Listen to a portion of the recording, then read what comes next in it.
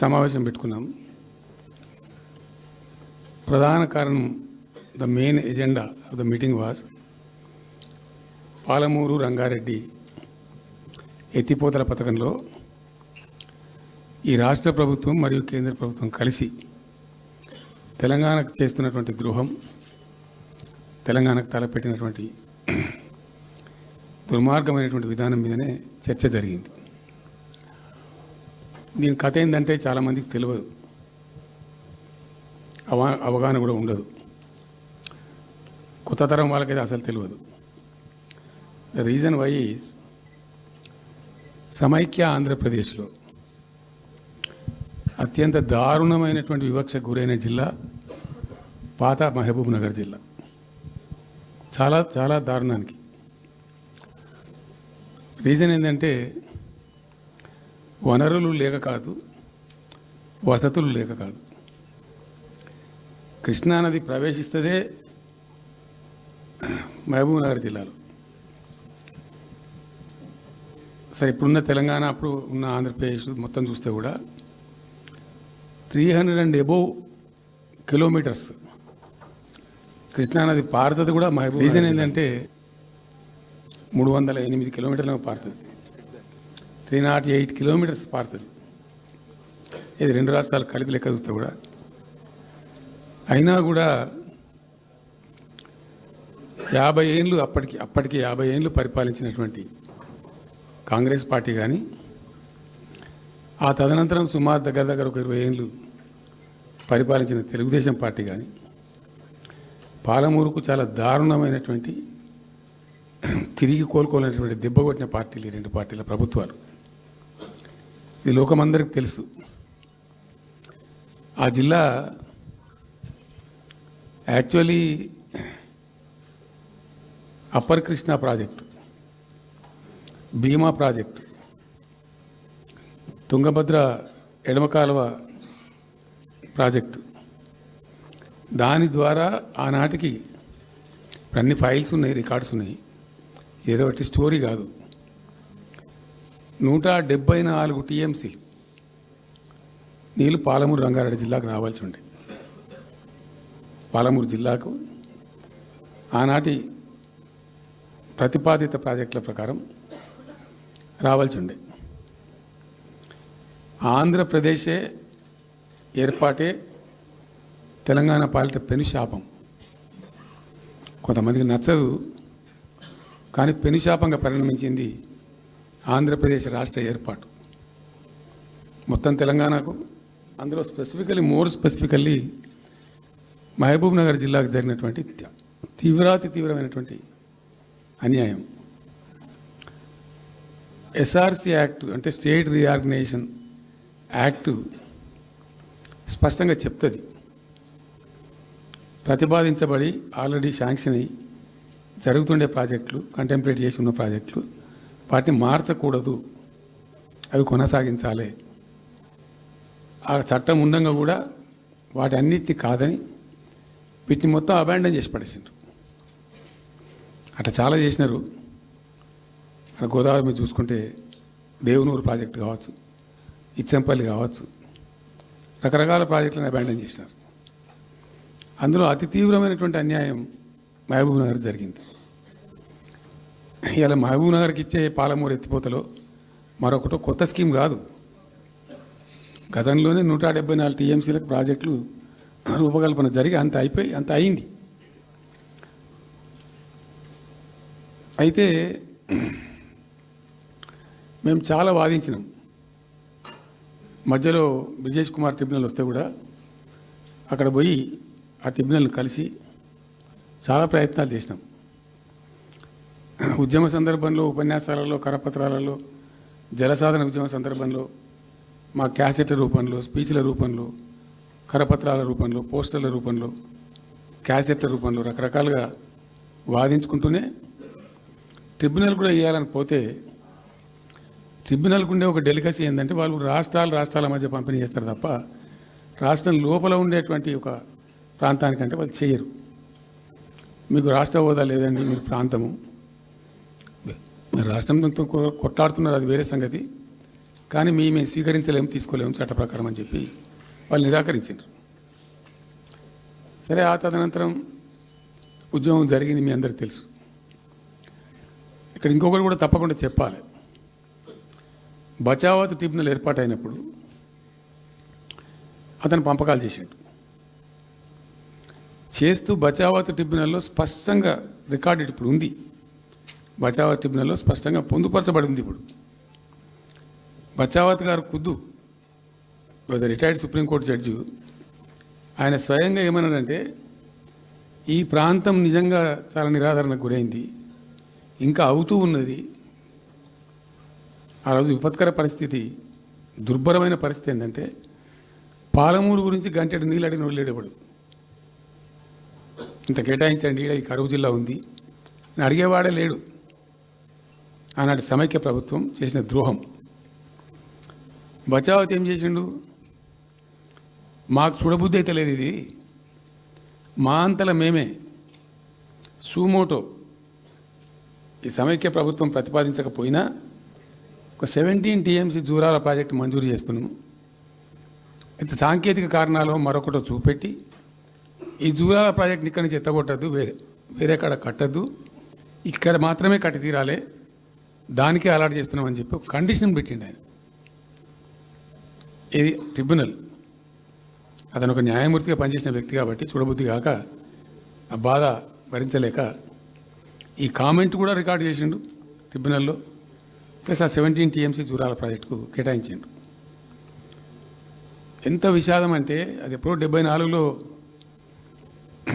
74 నుంచి 78 దాకా జరిగింది కథ. అతను కేటాయిస్తే దానికి ముట్టినోడు లేడు, పట్టుకునోడు లేడు, తీసినోడు లేడు. అంజయ్య గారు ముఖ్యమంత్రి అయినాక ఒక ఏడాది తర్వాత ఏమో అప్పుడు అంజయ్య గారు దానికి ఫౌండేషన్ స్టోన్ వేసారు. ఫౌండేషన్ స్టోన్ వేస్తే ఇక అది మెల్లగా తెలంగాణ ప్రాజెక్ట్ కదా, ఇప్పుడు పట్టుకుని లేడు, దాన్ని మాట్లాడినోడు లేదు, అయ్యలేదు, అవ్వలేదు, ఒక అనాథలాగా ఆ బ్యారేజ్ వరకు కట్టేశారు.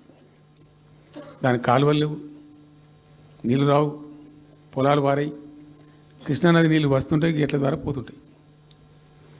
ఎప్పటి వరకు ఈ తతంగం 2001లో గులాబీ జెండా ఎగిరేదాకా ఇదే తతంగం. ఇంకా విషాదం ఏంటంటే, అప్పుడు ముఖ్యమంత్రి ఉన్న చంద్రబాబు నాయుడు ఆయన మహబూబ్నగర్ జిల్లాను దత్తత తీసుకున్నాడు. ఆయన దత్తతలో ఉండే చేసి నేను అడాప్ట్ చేసుకుంటున్నా ఈ కరువు జిల్లా, దీన్ని అది చేస్తా, ఇది చేస్తా, పొడి చేస్తా అని మాటలు చెప్పి ఇష్టం వచ్చినన్ని పునాదురాలు వేసిండు. కలవకుర్తి, మన్ను, మశాన్, రకరకాల పునాదురాలు వేసుకుంటూ పెట్టు. ఉద్యమ సందర్భంగా నేను చేసే ఉపన్యాసాలలో నేను మాట్లాడేది, ఈ పునాదురాలన్నీ ఎందుకు మనకు పట్క ఏడుస్తానికా, చూస్తానికా, ఏం లాభము, ఈ రాళ్ళని కృష్ణానదిలో అడ్డమేస్తూ చెక్కడమని అయితే ఎదురా భయం అనేది నేను నవ్వేది, జనం సప్పట్లు కొట్టేది సభలలో నేను చెప్తుంటే. ఒక్క డ్రాప్ వాటర్ కూడా పొలాలు బారడానికి రాలేదు. తత్ఫలితం ఏంది? Net result. What was the net result? Palamuru జిల్లాలో ప్రతి తాలూకా కేంద్రం, అంటే ప్రతి నియోజకవర్గ కేంద్రం నుంచి వలసలు పోవడానికి ప్రజలు ప్రతి బొంబాయి నుంచి bus, Narayanpet Bombay bus, Wanaparthy Bombay bus, ఇంచుమించు అన్ని తాలూకాల నుంచి బొంబాయికి డైరెక్ట్గా బస్సు. ఏం చేస్తారు? ప్రజలు పొట్ట చేత పట్టుకొని వలస పోవాలి, బతకపోవడు తప్ప ఇంకో గతి లేదు. జిల్లాకు జిల్లా మొత్తానికి మొత్తం 100% కృష్ణా బేసిన్లో ఉంటుంది. భయంకరమైన కరువు. చివరికి ఆ జిల్లాలో ఉండే అనేక మంది కవులు అనేక పాటలు రాశారు. ఆ గోరెటి వెంకన్న గారు అయితే పల్లెలో పల్లెలు మొలిసే పాలమూరులోన అని చెప్పి పాట రాసి పాడిండు. ఆ పాట బాగా పాపులర్ సాంగ్ కూడా, తెలంగాణ ఉద్యమం పొడుగుతో కూడా భయంకరంగా మోగినటువంటి సాంగ్. సో అట్లా జరుగుతూ ఉంది. మేము ఏడుస్తా పోయినాం, చూస్తా పోయినాం. అవి ఉన్న రెండే ప్రాజెక్టులు. ఒకటి బచావతి పెడితేనేమో జూరాల గతి అది. అప్పుడు చంద్రబాబు నాయుడు గారి స్లోగన్ సమైక్య రాష్ట్రంలోనే సమగ్ర అభివృద్ధి. నేను ప్రథమ మహాసభకు పాలమూరు జిల్లాకు పోయినా, మహబూబ్నగర్ టౌన్లో పెట్టాం. పెద్ద భారీ మీటింగ్ జరిగింది.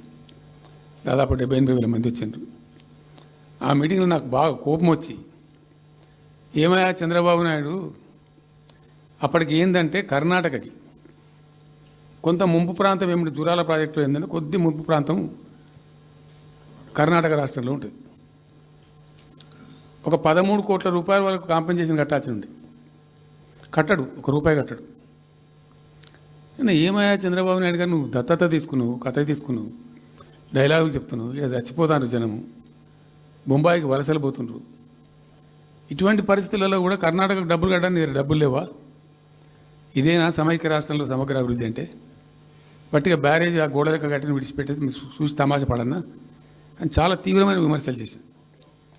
మోకాళ్ళ మీద పరిగెత్తి కట్టిండి చంద్రబాబు నాయుడు. అప్పుడు ఆ కర్ణాటక చెల్లించాల్సిన కంపెన్సేషన్ ఏదైతుందో మోకాళ్ళ మీద ఉరికి నా దాడి తట్టుకోలేక కంటిన్యూగా పెట్టినాం.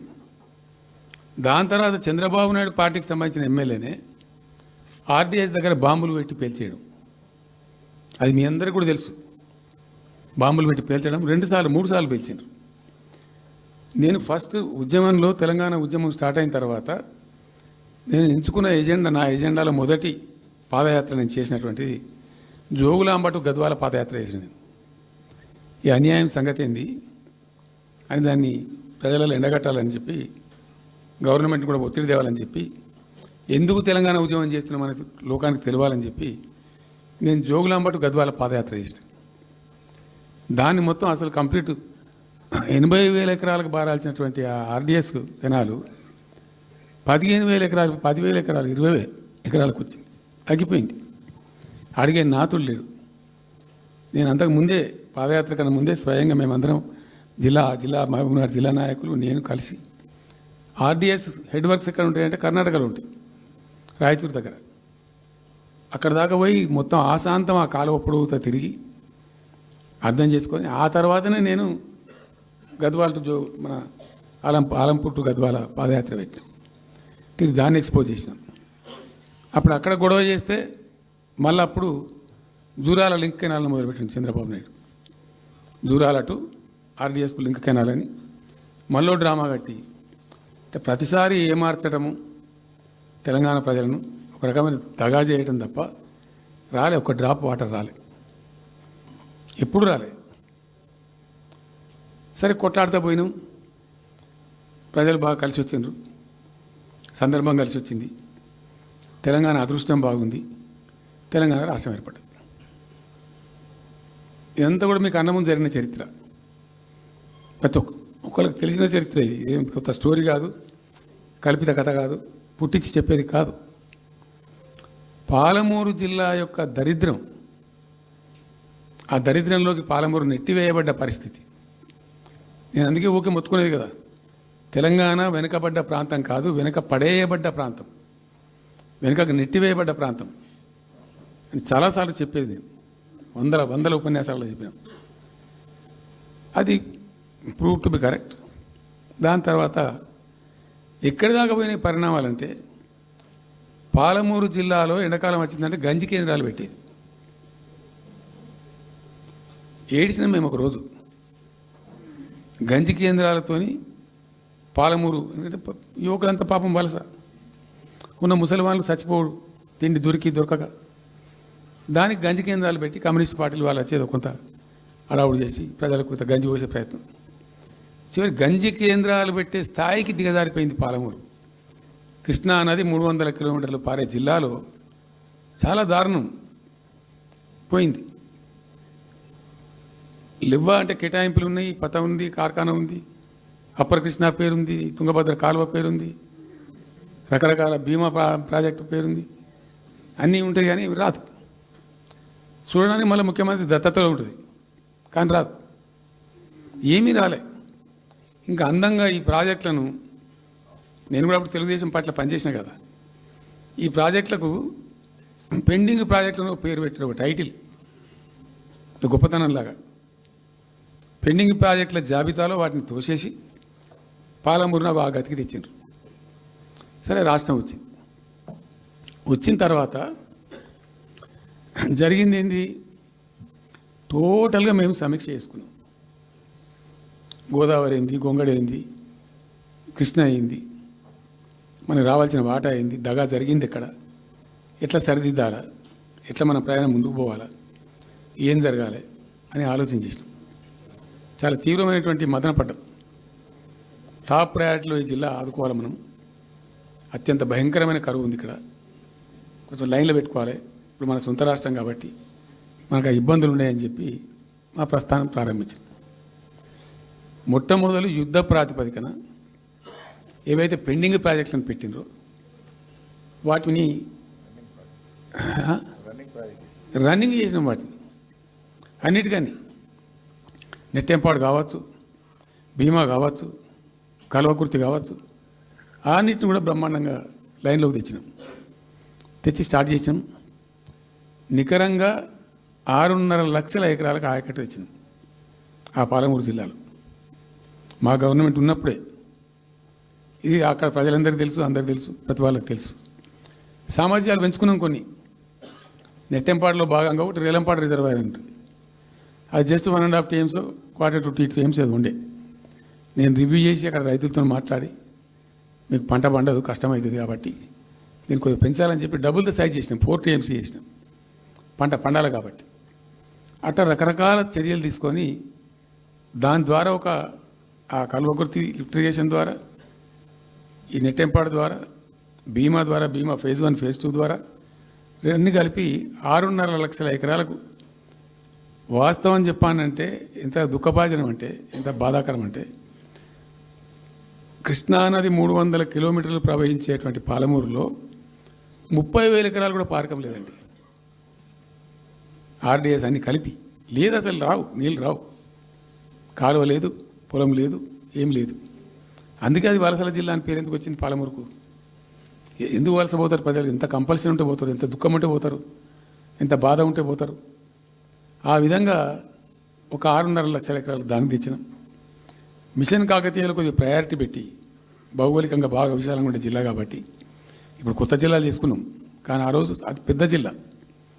దానికి మిషన్ కాకతీయలో టాప్ ప్రయారిటీ ఇచ్చి మైనర్ ఇరిగేషన్ చెరువులు మొత్తాన్ని పోయినాయిగా అమ్ముకున్నారు, అబాండనైనాయి.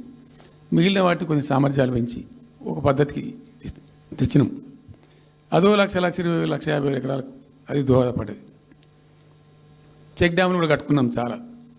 చాలా వాగుల మీద 100 కొద్ది చెక్ డ్యాములు కట్టినాం. ఇవన్నీ కూడా మీ కళ్ళ ముందే జరిగినాయి, మీ అందరికీ కూడా తెలుసు. ఈ RDS కెనాల్కి మోసం జరిగింది కాబట్టి మధ్యలో తుంగభద్ర మీద పెట్టి తుమ్మిల లిఫ్ట్ కూడా తెప్పించి తుమ్మిల లిఫ్ట్ కూడా పూర్తి చేసినాం.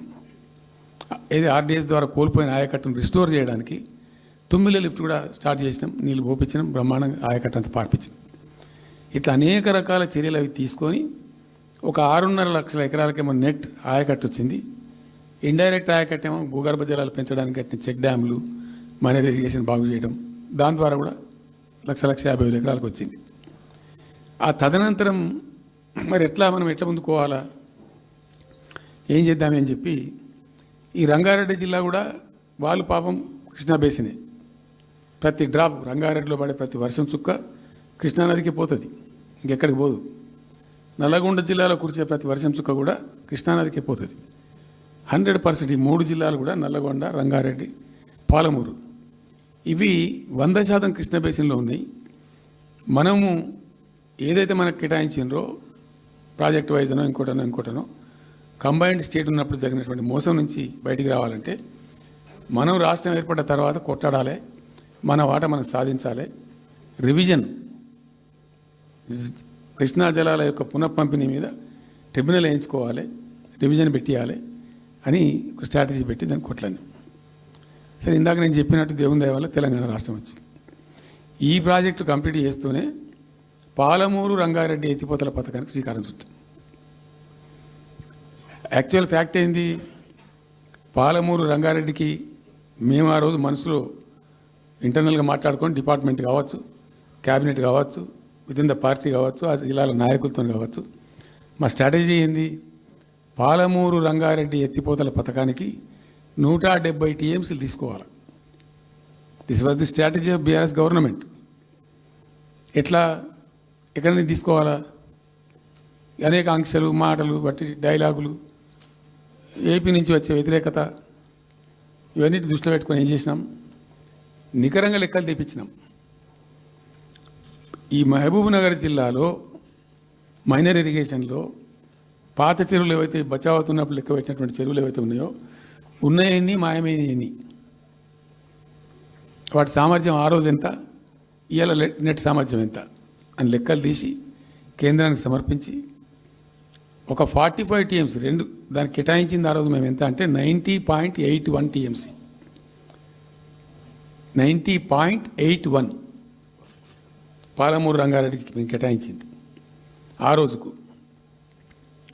అయితే 170 ఎట్లా అంటే మరి మాకు ఇంకా వాటా వస్తుంది కదా, ట్రిబ్యునల్ వచ్చిన తర్వాత మాకు వాటా వస్తే దానిలో తీసుకున్న నీళ్ళని కూడా దీనికే మనం అటాచ్ చేసుకుంటామని చెప్పి 91 పాయింట్ తీసుకున్నాం.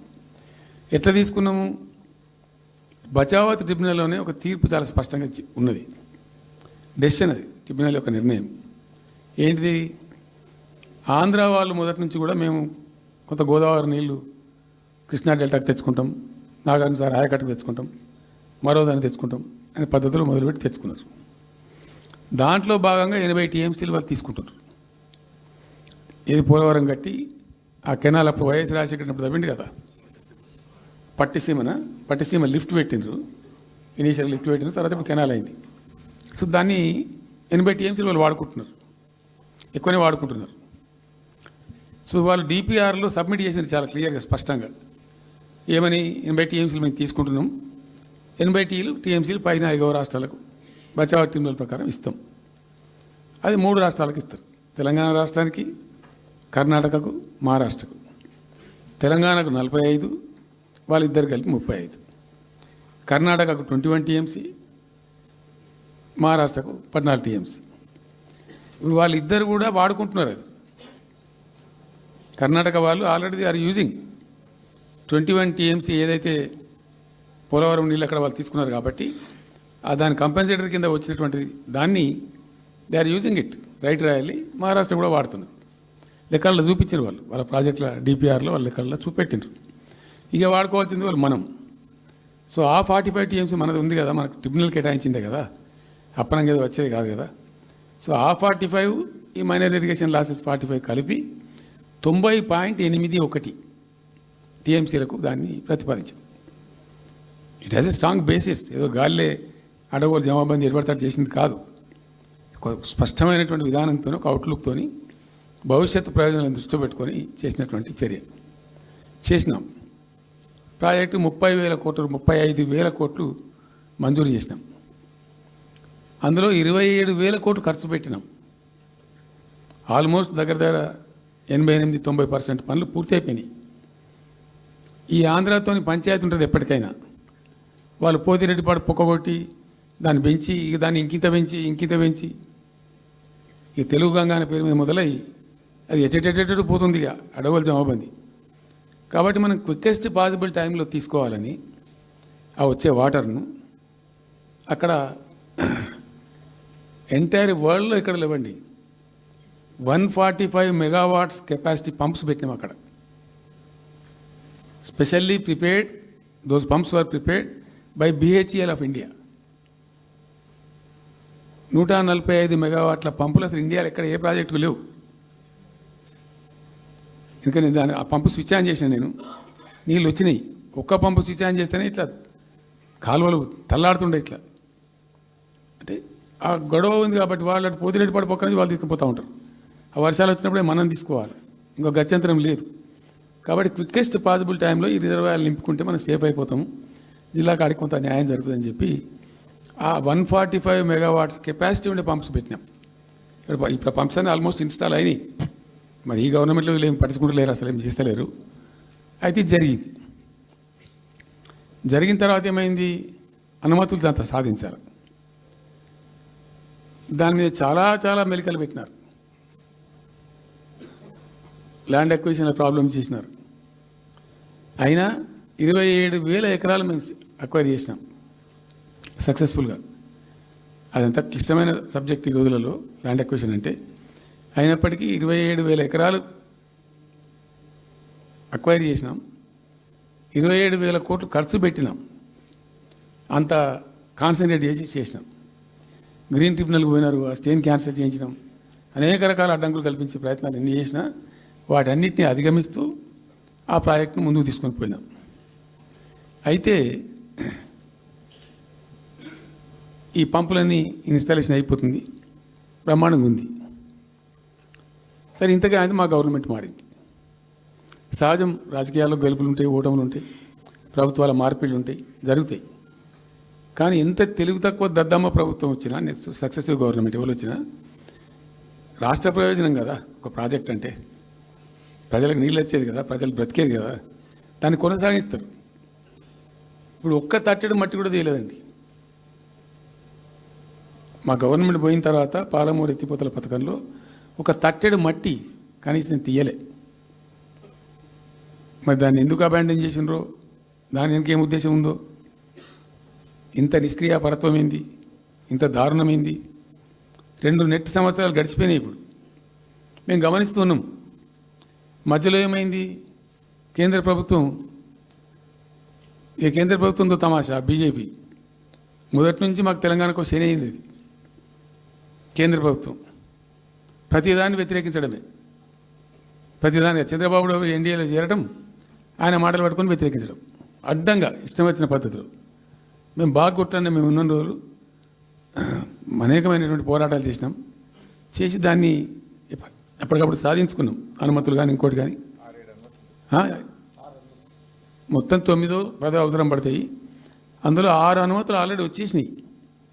మెయిన్ ఎన్విరాన్మెంట్ అసెస్మెంట్ కమిటీది అదే మెయిన్ అసలు ప్రాజెక్టుకు లైఫ్ లైన్. దాని మొత్తం అనుమతులు వచ్చేసినాయి. దాని తర్వాత మిగిలిన అనుమతులన్నీ లాంఛనమేగా, ఇచ్చేయాల్సిందే. అది ఇచ్చిందంటే అటువంటి అతి ముఖ్యమైనటువంటి అనుమతి కూడా తెచ్చినాం. అన్నీ వచ్చిన తర్వాత కేంద్ర ప్రభుత్వం మొన్న చంద్రబాబు నాయుడు ఎంపీలు అవసరం ఉంది కదా అక్కడ వాళ్ళకు. ఇప్పుడు ఇద్దరు ఎంపీలు అవసరం కదా, నితీష్ కుమార్, చంద్రబాబు నాయుడు. దానికోసం బీజేపీ ఎంతకైనా దిగజారుతుంది. ఆడ ప్రభుత్వం నిలబెట్టుకోవాలి కాబట్టి ఎంతకైనా దిగజారి ఆయన మాట పట్టుకొని డిపిఆర్ను వాపసు పంపించారండి. మేము ఉన్న రోజులు రాలే డిపిఆర్ వాపసు, అనుమతులు తెచ్చిన ఉల్టా. మేము ఇంకా డిపిఆర్ వాపసు వస్తే భూమి ఆకాశం ఒకటి చేయాలా రాష్ట్ర ప్రభుత్వం? ఎంత లొల్లి చేయాలా, ఎంత హడావుడి చేయాలా? ఆల్ పార్టీ డెలిగేషన్ తీసుకుపోవాలి. అవసరం వస్తే మేము వడ్లు కొనకపోతే పోయి ఢిల్లీలో ధర్నా చేసామండి. మేము అప్పుడు మా గవర్నమెంట్ ఉన్నప్పుడు రైతులు పండించిన పంట కొనకపోతే యావత్తు ఎమ్మెల్యేలు, క్యాబినెట్ అందరం పోయి ఢిల్లీలో ధర్నా చేసి కేంద్ర ప్రభుత్వం మెడలు వంచినాం. మేము 80 లక్షల టన్నులు మనకి తీసుకుంటామనేటువంటి ఒప్పందం మీద సంతకం చేయించుకొని వచ్చినాం. వడ్లు కొనిపించినాం ఎఫ్సిఐతోని. మామూలు వడ్లు కొనకపోతేనే మేము అంత అడావుడి చేసిపోయినాము. కానీ ఒక ఇంత పెద్ద ప్రధానమైన 3 జిల్లాలకు సంబంధించిన ప్రాజెక్టు డిపిఆర్ వాపసు పంపిస్తే వీళ్ళు కుయ్యలేదు, కుట్టుకోలేదు, వాళ్ళకి చెప్పని కూడా చెప్పలేదు. తెలియదు ఎవరికి బయట. జస్ట్ దేవర్ మమ్. ఇంకా బాధాకరమైన అంశం ఏంటంటే, అసలు 170 టీఎంసీలకు దాదాపు మేము ఏమి చేస్తే బ్రిజెస్ ట్రిబ్యునల్ నడుస్తుంది కదా. దీనిలో ఎట్లుంటుందంటే ఇంకో విషయం అండి, దీన్ని స్పష్టంగా చెప్తున్నాను, వాళ్ళకి కన్ఫ్యూజన్ వద్దు. దేశంలో ఒక కొత్త రాష్ట్రం ఏర్పడితే దానికి కొన్ని సంక్రమణలు ఉంటాయి. నీళ్ళెన్ని రావాలి, పలాంది ఇంత రావాలి అని కొన్ని సంక్రమిస్తాయి ఆటోమేటిక్గా. అది ఎస్ఆర్సీ యాక్ట్. భారతదేశంలో ఇనీషియల్గా ఉన్నాయి 14 స్టేట్సే. ఇప్పుడు జమ్మూ కాశ్మీర్ అదేదో వాళ్ళు చేసినారు, కానీ అదర్వైజ్ 15 రాష్ట్రాల తర్వాత ఏర్పడ్డాయి. వాళ్ళు దాన్ని ఇప్పుడు యూనియన్ టెరిటరీ చేసింది కదా లద్దాఖ్ను. 15 అంటే ఒరిజినల్గా ఉన్నదానికంటే ఇంకో రాష్ట్రం ఎక్కువ కలిపి కొత్త రాష్ట్రాలు వచ్చినాయి. సో వాటికి ఒక పద్ధతి ఉంది. ఏ రాష్ట్రం ఏర్పడ్డప్పుడు దానికి ఏదేమి ఇవ్వాలి, హైకోర్టు ఎట్లా, పలాంది ఎట్లా అన్నీ దానికి ఒక చట్టం ఉంది. అవన్నిటిని బుల్డోజ్ చేస్తూ ఇక్కడ ఇయ్యలే. నీళ్ళు ఎన్ని రావాలా, ఫస్ట్ ఛాయిస్ వాళ్ళకి ఇస్తారంటే ఆ రాష్ట్రాలకు ఇస్తారు. ఏ రాష్ట్రాలు అయితే విడిపోయినాయో మీరు మ్యూచువల్ అండర్స్టాండింగ్లో చేసుకోండి అని ఇస్తారు. ఇక్కడ పొసిగే కార్యక్రమం కాదు. కాబట్టి మేము ఏం చేసినామంటే 1 ఇయర్ తర్వాత, 1 ఇయర్ లోపు ఒకవేళ పరిష్కారం అయితే 2 రాష్ట్రాలు చేసుకోవాలా, లేదా సెంట్రల్ గవర్నమెంటే ఆర్బిట్రేషన్ ద్వారా చెయ్యాలా కూర్చొని. చేయనప్పుడు ఏం చేయాలంటే సుప్రీంకోర్టు కోవాలి. మేము 1 ఇయర్ తర్వాత కేంద్ర ప్రభుత్వానికి అప్పీల్ చేసినాం. సెక్షన్ 3 వేయండి, మాకు కృష్ణా జలాల పునఃపంపిణీ చేయండి. చేస్తే దాన్ని వాళ్ళు ఖాతరు చేయాలి. మేము సుప్రీంకోర్టుకు పోయినాం. సుప్రీంకోర్టు కోపానికి వచ్చింది కేంద్ర ప్రభుత్వం మీద కూడా. ఒక రాష్ట్రం అంటూ ఏర్పడ్డప్పుడు యాక్ట్ ప్రకారం, పార్లమెంట్ యాక్ట్ ప్రకారం వాళ్ళకి రావాల్సిన అన్నీ రావాలి కదా. మరి ఇది కూడా వాళ్ళకి ఏదో తేల్చండి, మీరు తెలుస్తారా లేదంటే అప్పుడు ఆ మంత్రి, ఆయన పేరు షెకావత్ ఉండే కదా, గజేంద్ర సింగ్ షెకావత్, నేను ఢిల్లీ పోయినప్పుడు నన్ను రిక్వెస్ట్ చేసిన ఆయన, భాయ్ సాబ్ మాకు కూడా ఇబ్బంది అవుతుంది, మీరు అది విత్డ్రా చేసుకోండి సుప్రీంకోర్టులో కేసు, మేము సెక్షన్ 3 చేస్తామండి. అప్పటికే 2-3 ఏళ్ళు గడిచిపోయింది, డిలే అవుతా ఉన్నది. నేను పోయినప్పుడు అడుగుతున్నా, పర్సూ చేస్తున్నా, మాట్లాడుతున్నాం, ప్రైమ్ మినిస్టర్ లెటర్స్ ఇచ్చినాం, అన్నీ చేస్తున్నాం. ఫైనల్గా సుప్రీంకోర్టు చివాట్లు పెట్టిన తర్వాత వాళ్ళు ఉండి మీకు విత్డ్రా చేసుకుంటే దయచేసి మేము సుప్రీంకోర్టు ఆర్డర్ ఇస్తుందని తెలిసిపోయింది వాళ్ళకు కూడా. ఆటోమేటిక్ ఇస్తుంది కదా కోర్టు ఆర్డర్, న్యాయప్రదంగా రావాల్సింది ఇస్తుంది. కాబట్టి ఎట్లా తప్పేటట్లేదు ఇక కోర్టు ఆర్డర్ ఎందుకని చెప్పి మీరు విత్డ్రా చేసుకోండి భాయ్ సాబ్, మేము ఇచ్చేస్తాం. మంచిగా విత్డ్రా చేసి మళ్ళీ లెటర్ పెట్టినాం. మీరు చెప్పిన ప్రకారం విత్డ్రా చేసుకున్నామండి అంటే లెటర్ పెట్టండి అంటే పెట్టినాం. అది ప్రాసెస్లో ఉంది సెక్షన్ 3 వేయడానికి. చివరికి వేసారు. ఇప్పుడు సెక్షన్ 3 వేసారు. దాని మీద బ్రిజేష్ ట్రిబ్యునల్ అపాయింట్మెంట్ కూడా అయిపోయింది. ఇప్పుడు వాదనలు జరుగుతున్నాయి, మాకేం రావాలి, మీకేం రావాలి, తెలంగాణ రాష్ట్రం, ఆంధ్ర రాష్ట్రం మాట్లాడుతూ ఉన్నారు. సో ద క్వశ్చన్ ఏంది, అక్కడ ఉంది, ఇప్పుడు తేలుతుంది. మా ఉద్దేశం ఏంది, 90 టీఎంసీలు అయితే మాకున్నాయి నికరం, మాకు ఎవరు ఇచ్చేది ఏం లేదు, ఎవరు అడుక్కునేది ఏం లేదు. అడిషనల్ ఇంకో 60-70 టీఎంసీ, ఇంకో 70-80 టీఎంసీ కావాలంటే ఎట్లా అంటే, ఈ ట్రిబ్యునల్లో వచ్చేటువంటి అధిక వాటా ఏదైతే మనకు ఉంటుందో, ఇందులో ఒక గుడ్ సైన్ అని ఈయన బ్రిజేష్ ట్రిబ్యునల్ ఏం చేసిండు, వచ్చిన తర్వాత ఆయన ఒకటి చేసిండు. అంతకుముందు చట్టం ఏముంటుండే, 75% డిపెండబిలిటీ మీదనే నదుల నీళ్ళు కేటాయింపు జరగాలి, 75% డిపెండబిలిటీ మీద. మన కృష్ణా జలాలు వచ్చినప్పుడు అట్లే ఇచ్చిండ్రు. ఈయన బ్రిజేష్ ట్రిబ్యునల్ వచ్చిన తర్వాత ఈయన ఏం చేసిండంటే 75% బోల్డ్ అండి, మంచి సర్ప్లస్ ఇయర్స్లో చాలా వర్షాలు పడుతున్నాయి, కావాల్సిన నీళ్ళు వస్తున్నాయి, అవి వేస్ట్ అవుతున్నాయి అనవసరంగా, అట్లెందుకు కేటాయింపులు చేసుకుందాం, 65% డిపెండబిలిటీ పెట్టుకుందాం అని చెప్పి పెట్టిండు. దాని ద్వారా ఏమైంది, మన కృష్ణా నదిలో ఒరిజినల్గా వచ్చిన అలాట్మెంట్ 811 టీఎంసీ, 811 టీఎంసీలే బచావ్ ట్రిబ్యునల్ ప్రకారం. కానీ తదనంతరం ఈయన బ్రిజేష్ వచ్చిన తర్వాత అది ఆల్మోస్ట్ 1005కి పోయింది. ఇంకో 195 టీఎంసీ పెరిగింది, ఆ 10% యాడ్ చేసే వరకు పెరిగితే అలా మనకు కూడా ఆటోమేటిక్ వాటా వస్తుంది. ఇప్పుడు తేలుతుంది అది. సో మేము ఆశపడ్డది ఏంటంటే, ఒరిజినల్గా పెట్టుకున్నటువంటి ఈ 90 టీఎంసీ అది బచావ్ ట్రిబ్యునల్ ఇచ్చిందే 45 టీఎంసీ. 45 టీఎంసీ మన మైనర్ ఇరిగేషన్ లెక్కలు బాజాప్తా తీసి ఇచ్చినాం కాబట్టి అది యాక్సెప్ట్ చేసిన వాళ్ళు. ఈ 90 టీఎంసీ ప్లస్ ఇప్పుడు అడిషనల్గా వచ్చేది కలిస్తే మనకు దాదాపు 170-160 దాకా తీసుకొని పోవచ్చు. కంఫర్టబుల్గా ఉంటాం మనం, ఇక్కడ డ్రింకింగ్ వాటర్ కానీ ఇంకోటి కానీ బాధ లేకుండా ఉంటాం, ఆ జిల్లా సుభిక్షం అవుతుంది అని ఆల్రెడీ పాలమూరు జిల్లాలో తెచ్చుకున్నటువంటి 6.5 లక్షల ఎకరాల ఆయకట్టు ప్లస్ దీనిలో ఒక 7 లక్షలు వస్తుంది పాలమూరు, అంటే 13.5 lakhs పోతుంది. పాలమూరు జిల్లా కాడికి వస్తే నియోజకవర్గానికి 1,00,000 ఎకరాలు వారాలి.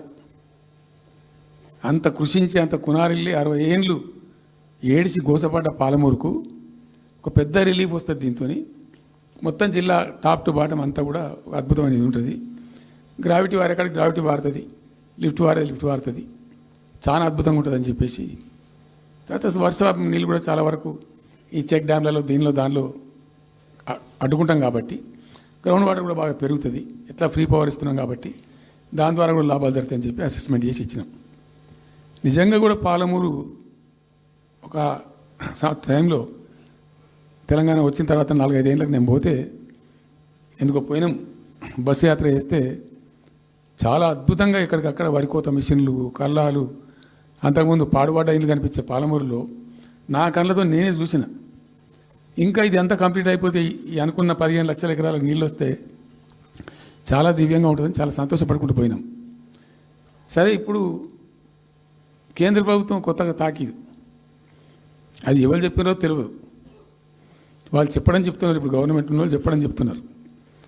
ఏంది, మీరు 90 టీఎంసీలు పెట్టుకున్నారు, పాత గవర్నమెంట్ పంపించింది, ఒకటి డిపిఆర్ తిప్పి పంపించిండ్రు, దాని మీద సడి లేదు, సప్పుడు లేదు, లులి లేదు, లూకాండం లేదు, తల ఊగుతున్నారు.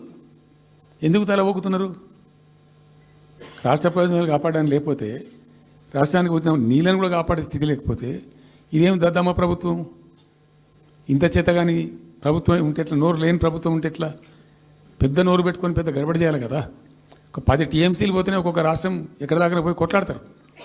ఇవాళ మొత్తం డిపిఆర్ఏ పంపించి ప్రాజెక్ట్ని ఆగం చేసే పరిస్థితి వస్తే సప్పుడు లేదు ఒకటి. రెండవది, ఇప్పుడేం చేసిండ్రు, ఇరిగేషన్ మంత్రి లెటర్ రాసిండు. వాడు చెప్పిండా చెప్పలేదా భగవంతుని గారికి, 45 టీఎంసీలు ఇవ్వండి మాకు అనుమతి అని చెప్పి. ఎట్లా రాస్తావు నాకు అర్థం కాదు. ఏ ముఖం పెట్టుకొని రాస్తావు? ఇదో ప్రభుత్వమా? అంటే ఉన్న వస్త్రానికి పోతే అనవసరం పోయింది అన్నట్టు ఉన్నది కూడా కొట్టుకుంటారు ఎవడన్నా. ఎవరై నీళ్ళు అవి ఆల్రెడీ బచావ్ ట్రిబ్యునల్ తీర్మానంలో ఇచ్చింది. దాన్ని కర్ణాటక వాడుతుంది, అటు మహారాష్ట్ర వాడుతుంది.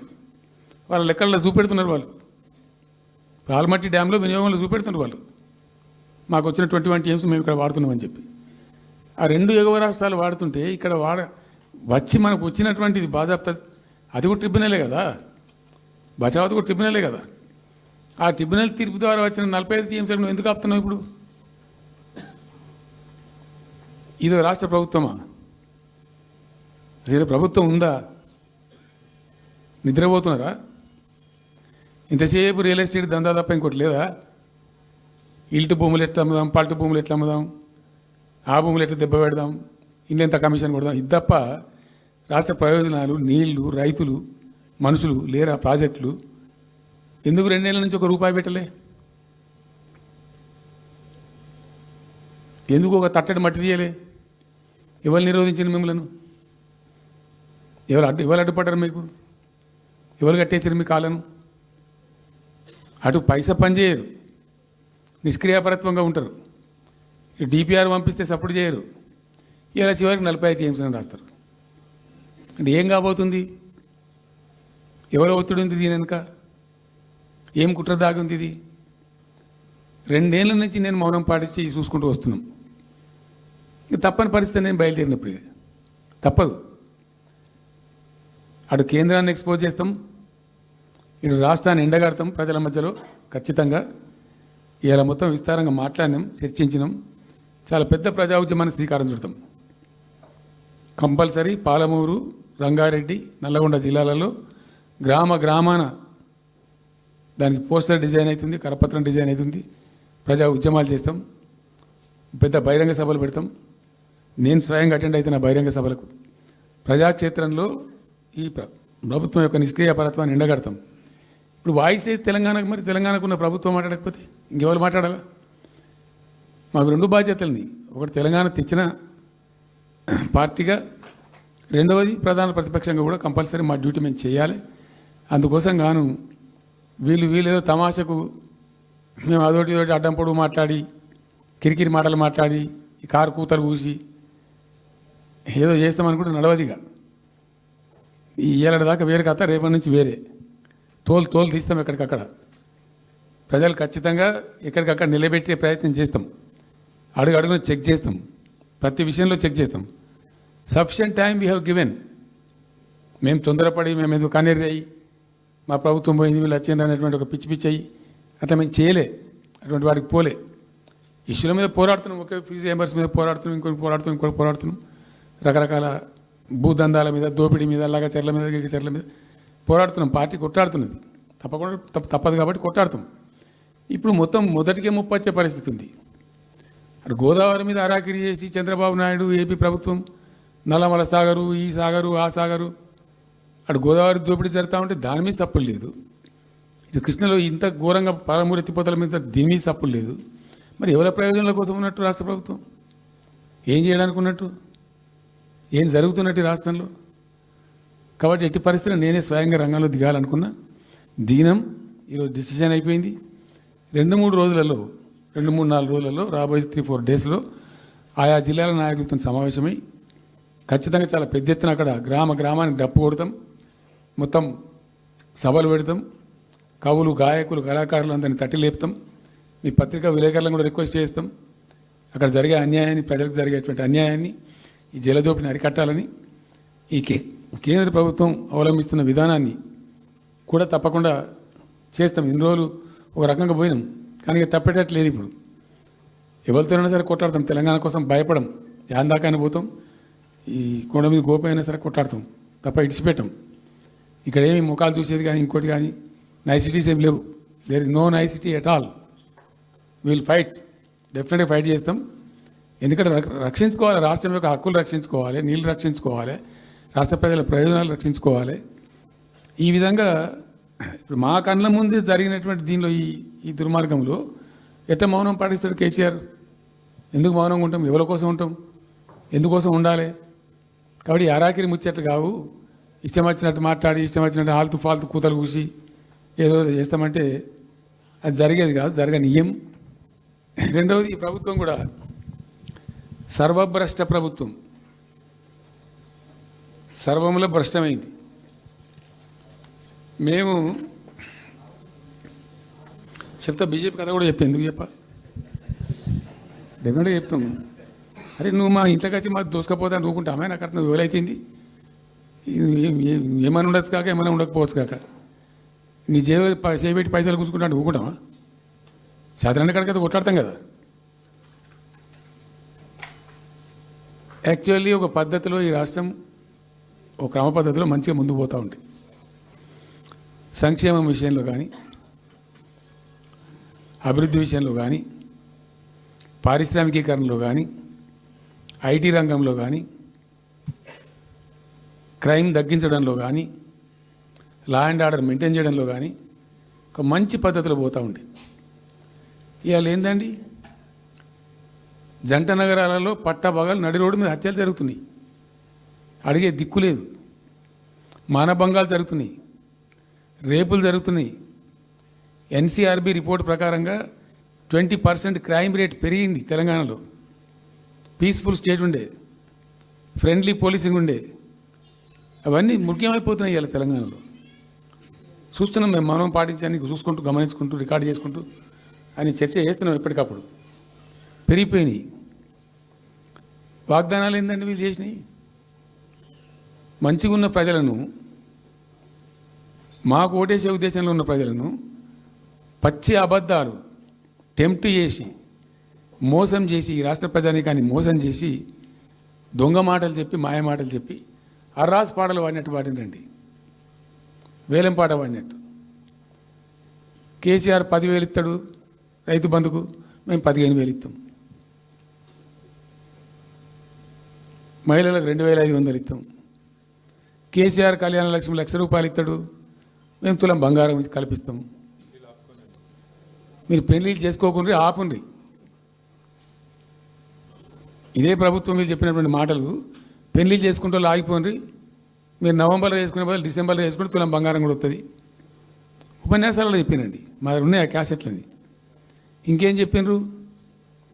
పెన్షన్ తీసుకునే ముసలి ఎవరైతున్నారో నవంబర్లో తీసుకోకుండా డిసెంబర్లో 4,000 వస్తుంది. తెల్లారే ఇంకేం మాట్లాడిండ్రు? ఏంటిది అది? 2 లక్షల రుణమాఫీ అని నరికిండ్రు. ఉరుకుండ్రి బ్యాంకుల పంట పోయి జల్దీ తెచ్చుకోండి. ఇక ఒక్కటి కాదు, అట్లా అర్రాస్ పడవాడినట్టే. చివరికి విద్యార్థులకు, పాపం పేద విద్యార్థులకు ఇండియా ఒక స్కూటీలు కాదా బాబు, చాలా ఉన్నాయి. శాంతాడంత లిస్ట్ 420 హామీలని చాలా ఉన్నాయి. నేను కొన్ని హైలైట్ చేసి చెప్తున్నాను. టెంప్ట్ చేయడంలో, ఫర్ ఎగ్జాంపుల్ ఇప్పుడు ఇండియా మొత్తంలో ఎక్కడ ఇయ్యరండి. మేము మొత్తం కూడా 100% సమ్మిళితమైన అభివృద్ధితో మేము ముందుకు పోయినాం.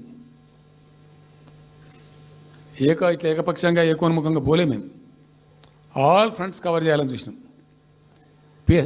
పేద పిల్లలు ఉంటారు, వాళ్ళకి పాపం విదేశీ విద్య లేక సీట్ వస్తుంది, చదువుకోవాలని ఆశపడతారు, పోలేరు. వ్యక్తిగతంగా మమ్మల్ని అడిగితే మేము పార్టీగతంగానో వ్యక్తిగతంగానో చేసేది కొంతమేరకు. పాలసీగానే ఎందుకు చేయకూడదని చెప్పి ఆలోచించి 20 లక్షల రూపాయలు ఇచ్చింది. ఎస్సీ ఎస్టీ పిల్లలు పోతే వాళ్ళకి అంబేద్కర్ పేరు అని పెట్టినాం. బీసీ అమ్మాయిలు పోతే వాళ్ళకు జ్యోతిబా పూలే అని పేరు పెట్టినాం. రకరకాలుగా మొత్తం మీద వాళ్ళకి 20 లక్షల రూపాయలు ఇచ్చినాం. అంటే ఎట్లాంటి ఇష్టం వచ్చినట్టు అది కూడా పెంచుతాం. కేసీఆర్ 10 లక్షలు ఇస్తే మేము 12 లక్షలు ఇస్తాం. దళిత బంధు ఇట్లా ఇన్నండి ఇష్టం వచ్చిన అంటే నోటికి మొక్కాలిగా. అది కూడా 100 రోజుల లోపలనే ఇస్తాం. ఆ కార్డులు వంచుడు సంతకాలు పెట్టి బాండ్ సంతకాలని ఇంటింటి కార్డులు వంచి మొత్తం చెడగోపం పెట్టారు. దిక్కుమాలిన దరిద్రం అంతా నెత్తిన పెట్టి కంప్లీట్ ప్రజలను టెంప్ట్ చేసి ఇలా వడ్లు కొంటలేరండి. సన్నాలు మొత్తం వడ్ల ప్రతి ధాన్యానికి లిస్టు పెద్ద లిస్టు శాంతాడంత లిస్టు. ఇక కందులకింత, మినుములకింత, పసుపుకింత, పప్పుకింత, మొక్కజొన్నకింత, అన్నిటికీ 500 బోనస్. అన్నిటికీ ఏమి దేనికి దిక్కులేదు. పత్తి కొనే దిక్కులేదు, వడ్లు కొనే దిక్కులేదు. ప్రైవేట్గా అమ్ముకుంటారు, దోపిడికి గురి అమ్ముకుంటారు. పాపం ఏడ్చుకుంటూ కన్ననీళ్ళు కుక్కుంటారు. చివరికి వస్తే యూరియా సప్లై చేసే తెలివితేటలు లేవానండి. మా గవర్నమెంట్ ఉన్నప్పుడు రైతులు గ్రామాలలో ఒక ఆటో రిక్షాకి డబ్బులు ఇచ్చి 10 బస్తాలు తెచ్చి బాబు అంటే తెచ్చి ఎడ పడేసిపోతుండే వాడు పొలం కాడ. ఇవాళ రైతులు రోజుల తరబడి, గంటల తరబడి చెప్పులు పెట్టి, బీఆర్ఎస్ లేకముందు చెప్పుల లైన్లు ఉండే, బీఆర్ఎస్ ఉన్న రోజులు చెప్పుల లైన్లు మాయమైనవి. మళ్ళీ ఇప్పుడు కాంగ్రెస్ రాగానే మళ్ళీ ఇప్పుడు చెప్పుల లైన్లు స్టార్ట్ అయిపోయినాయి వరుస పెట్టి. మళ్ళీ ఇప్పుడు ఏందో యాపో బోపో తెచ్చిండ్రు. అది ఒత్తితే నడచలేదు, పిక్తలేదు. అది ఏ ఎరువు బస్తాకు యాప్ ఎందుకైనా నాకు అర్థం కాదు. ఇంకా ఆ యాప్లో కూడా నాకు పూర్తిగా తెలియలేదు. నేను రాత్రి కూడా చెప్పే ఆ యాప్లో ఏముంటుందట. ఇప్పుడు నాకు పట్టిందా అది ఎన్ని మాటలు ఇస్తారట. సపోజ్ నాకు 3 ఎకరాలు ఉంది. 3 ఎకరాలు ఉంటే ఎకరానికి 2 బస్తాలు చొప్పున 3 సార్లు ఇస్తారట. అది అంటే 3 సార్లు పోవాలి. ఇక యాడికి పోవానో నాకే తెలియదు. ముఠమూల యాపే దొరకదు కాలబెట్టి. అది ఏదైనా చదువుకుని పూరాన్ని పెట్టుకొని విని పట్టుకొని తిప్పలు పడదామంటే కూడా ఆ యాప్ ఒత్తితే ఏం కనబడుతుందట. యాప్ ఒత్తితే ఏం కనబడుతుందట. ఏ గోదాంలో ఎరువులు అని చెప్తారట. అంటే ఇలా గజ్వేల్లో చెప్తారు, రేపు సిద్దిపేటలో చెప్తారు, ఎల్లుండి సిరిసిల్లలో చెప్తారు. ఏ గోదాం పోవాలి, ఎటు పోవాలి. ఇంతకన్నా జోక్ ఉంటుందా. రైతులకు మండల కేంద్రంలో ఎరువుల దుకాణం ఉంటుంది, తప్పితే వాళ్ళ తాలూకా కేంద్రంలో ఉంటుంది ఎక్కువ. ఆడ సావుకారు ఉంటాడు, ఇచ్చేటోడు ఉంటాడు, అప్పిచ్చేటోడు ఉంటాడు. మనం బాగా విస్తరించామమ్మా. నేను ఏమంటున్నానంటే 7,100 కొనుగోలు కేంద్రాలు పెట్టినాం కదా. వాళ్ళ ఊర్లో పోయి కొన్నాం కదా. ధాన్యం నెత్తిన పెట్టుకుని వాళ్ళ అంగడికి వచ్చి ఈ మార్కెట్ అప్పుడు తిరుగుడే బంద్ చేసినాం కదా. అసలు రైతు సెంట్రిక్గానే మన పరిపాలన ఉండే కదా కంప్లీట్గా. అని మొత్తం సాప్ పట్టేసారు. ఇప్పుడు అరాస్ పాటలు వాడి 2 సార్లు రైతు బంద్ ఎగ్గొట్టిండ్రు. పెన్షన్ 4,000 ఇస్తామని 2 నెలల పెన్షన్ ఎగ్గొట్టిండ్రు. చాలా భయంకరమైనటువంటి పరిస్థితి తీసుకొచ్చిండ్రు రాష్ట్రంలో. ఇంత దిక్కుమాలిన కథ. నిరుద్యోగ భృతి ఇస్తాము, ఇవాళ మొక్కాల ఎన్ని అసలు హామీలు. నిరుద్యోగ భృతి ఇస్తాము, తోక ఇస్తాము, నోటిఫికేషన్లు ఇస్తాము, జాబ్ క్యాలెండర్లు ఇస్తాము, విద్యా భరోసా కార్డు. ఇక వాడు చూసేవాడు అడ్డం పడి అయితే ఓటేసారు జనం. ఇప్పుడు జరిగింది ఏంది, టెంప్ట్ అయిపోయారు. ఏమైందంటే యాక్చువల్లీ ఫ్యాక్ట్ ఏంటంటే ఇదే తెలంగాణ భవన్లో ఎన్నికలకు పోతున్నాం 2014. ఎన్నికల కమిటీ, హామీల కమిటీ ఒకటి ఉండే, మేనిఫెస్టో కమిటీ. అది రాస్తాను. దానిలోకి 2-3 రిటైర్డ్ ఐఏఎస్ అధికారులు కూడా ఉండేటప్పుడు ఒక సందర్భం వస్తే నేను అడిగిన, అసలు మనం పెన్షన్ ఎందుకు ఇస్తాం ప్రజలకు? Why do you give pensions at all? ఎందుకు ఇవ్వాలి అసలు? దానికి ఒక పరమార్థమో పర్పస్ ఉందా? అగాధం పట్టుకొని ఇట్లా పంచిపెట్టుడా ఏంది అసలు? మీ ఉద్దేశం ఏంటి సార్ అన్నారు. అనుకోకుండా దురదృష్టవశాత్తు కొందరు డెస్టిట్యూట్స్ అవుతారు, కొందరు ఫిజికల్ హ్యాండిక్యాప్డ్ అవుతారు. ఇలా మంచిగానే ఉన్నాం, ఏమో ఏమైనా ఒక యాక్సిడెంట్ అయితే కథం తెల్లారి మనం వికలాంగుడు అయిపోతాం, కదలలేని పరిస్థితికి వచ్చేస్తాం. రకరకాలు ఉంటాయి. వృద్ధాప్యం వస్తే పాపం వాళ్ళ పిల్లలు చూసి చూడకపోయారు, కొంతమంది పట్టించుకొని లేని వాళ్ళు ఉంటారు. అట్లాంటి వాళ్ళకు, అనాథలకు, ఆర్ఫన్స్కు, డెస్టిట్యూట్స్కు, విధివంచితులకు ఇచ్చేది పెన్షన్. అది ఎందుకు? అదొక పరమార్థం ఉండాలి. వాళ్ళు బిర్యానీ తినకున్నా, పెద్ద గందరగోళం లేకున్నా కనీసం 2 పూటలు పప్పు పచ్చిపులిసింది అన్నం తిని వాంజాల వాడు పండుకుంటట్టు ఉండన్న ఆ మేరకు ఇవ్వండి అని చెప్పినాం. అప్పుడు ఒక ఆయన గోయల్ సాబ్ అని ఉండే ఐఏఎస్ ఆఫీసర్. ఆయన ఉప్పుకింత పప్పుకింత అని అన్ని రేట్లు లెక్కబెట్టి 670 రూపాయలు ఇస్తే సరిపోతుంది సార్ అన్న. నేను గావాలకి ఇచ్చేదానికి కోర్సు చేయాలి, నా వైపు 1000 రూపీస్ పెట్టు, పెద్ద కథ ఎందుకు అని 1000 చేసాం. దేనికన్నా కానీ 1000 రూపీస్ చేసినాం ఫస్ట్. సెకండ్ టర్మ్ నేను ప్రకటించిన, మళ్ళీ మేము గెలిపించుకొని ఈసారి గెలిస్తే వెంటనే 2000 రూపీస్ చేస్తామని చెప్పాను. మొదలు 1000 అన్నవాడు అడగలే, మా అంతటా మేమే సుమోటోగా మాట్లాడి చెప్పి డే 1 గవర్నమెంట్ ఇచ్చిన ఫస్ట్ క్యాబినెట్ని డిసైడ్ చేసి 1000 రూపీస్ పెట్టాం. 200 to 1000, 1000 to 2000 also first మంత్ని. Second టర్మ్లో మా గవర్నమెంట్ వస్తే ఫస్ట్ మంతే, ఏ మంత్లో గవర్నమెంట్ వచ్చినా అదే మంత్లో 2000 రూపీస్ చేసినాం, జనానికి అందించినాం. జనం కూడా ఏమనుకున్నారు, కేసీఆర్ 2 అన్నప్పుడు 4 అన్నట్టుగా ఇస్తాడు కావచ్చు, టెంప్ట్ అవుతారు పాపం, సహజంగా పేదవాళ్ళు కదా, లేని వాళ్ళు కాబట్టి. మనది కాదు సబ్జెక్ట్, అది కాదు కదా. ఈయన 2 ఇచ్చిండు కదా, 200 2000 చేసిండు, ఈడు తప్ప 4000 చేస్తాడేమో అనే ఆశలో మా కోటేసే ఉద్దేశం ఉన్న ప్రజలు కూడా ఈ మాయల పడి పాపం టెంప్ట్ అయిపోయి గోల్మాల అయిపోయి ఓట్లు వేసినారు. ఇలా తలలు బాదుకుంటున్నారు, తిడుతున్నారు, భయంకరమైన తిడుతున్నారు. నిన్న నేను హైదరాబాద్ వస్తున్నాను, నిన్న నేను ఫామ్ నుంచి బయలుదేరి వస్తుంటే ఒక 10 చోట్ల ప్రామిస్ చెప్తున్నాను. 10 ప్లేసెస్లో పక్క పండు వచ్చుకోగా కార్లో కూర్చున్నాడు, 2 స్టీరింగ్ ఇచ్చిపెట్టి 2 చేతులు మీదకి పెట్టిండు.